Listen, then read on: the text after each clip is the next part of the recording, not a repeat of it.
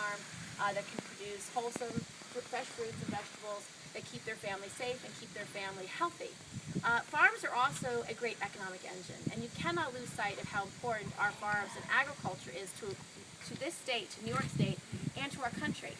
And so as the governor begins to develop his economic development plans for this state, I'm urging our local leaders to make sure agriculture is front and center as an industry that can spur long-term economic growth. We have such an opportunity here in the Hudson Valley to make this the organic valley of the country.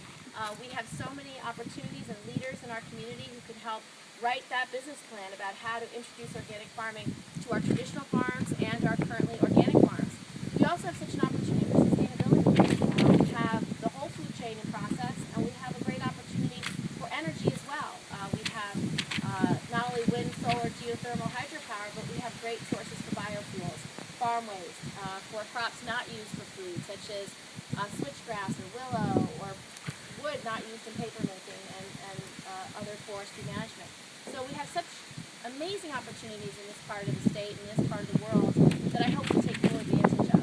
And then the last thing that I think is so important is the educational component.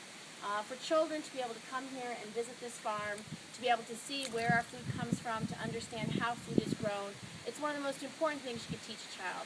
Because we have an epidemic in this country of obesity, particularly childhood obesity.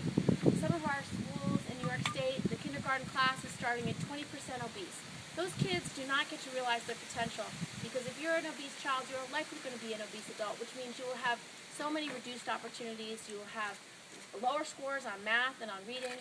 You may have sleep apnea, you may have self-esteem problems, but you will not realize your potential unless you have every opportunity afforded to you, and that includes a healthy diet.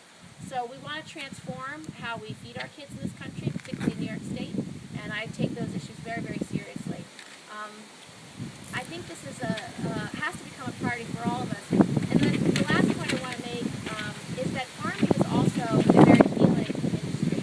And if anybody has ever worked with veterans who have PTSD, or previously incarcerated inmates, or special needs kids, they do so well when they're outdoors and they are learning how to be farmers, how to learn how to grow their own food. And we've seen programs all across our state and our country where these particularly at-risk populations do extremely well by being